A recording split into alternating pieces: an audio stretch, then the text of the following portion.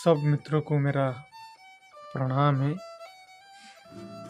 मित्रों, ये आज जो ये वीडियो बनाने के मकसद है, जो मुझे मेरे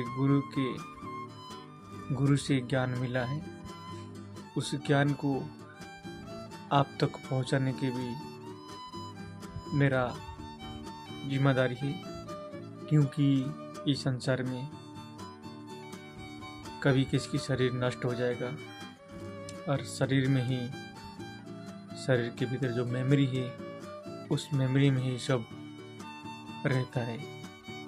अगर हम जो मिला है संसार से ज्ञान, अगर हम इस संसार को नहीं देंगे तो फिर क्या फायदा है। तो हमसे भी हमारा गुरु और हमारा अनुभव से जो भी ज्ञान मिलता है, हम इस इंटरनेट के माध्यम से आप तक पहुंचाना चाहते हैं।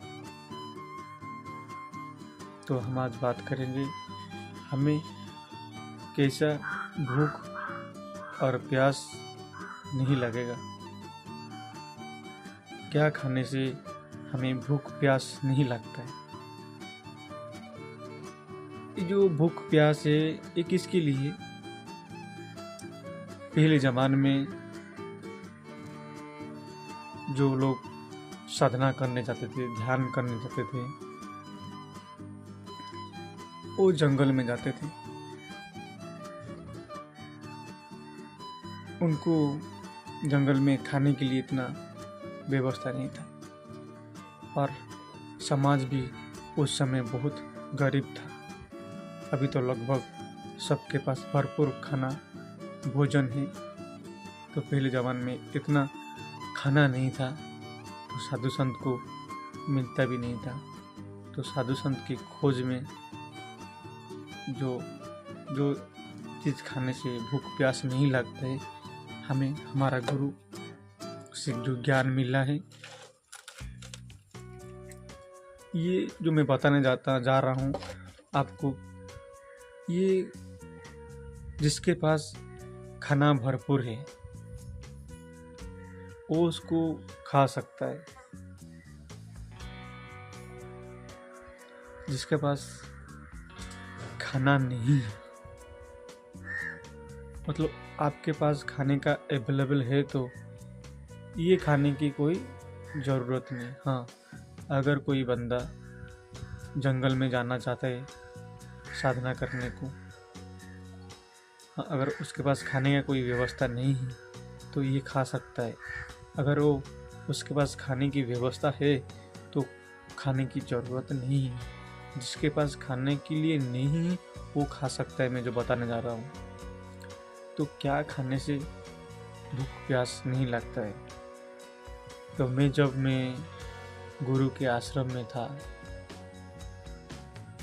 गुरु के नज़दीक था, तो मैं एक बार गुरु को पूछ लिया था कि गुरुजी, अगर मुझे कभी ज़रूरत पड़ेगा तो मैं कहीं जाकर साधना करने के लिए जाऊंगा, तो मेरे पास तो खाना पीना नहीं रहेगा, तो ऐसा बिना खाना पिए कैसे मैं जीवित रह सकता हूँ और ध्यान साधना कर सकता हूँ।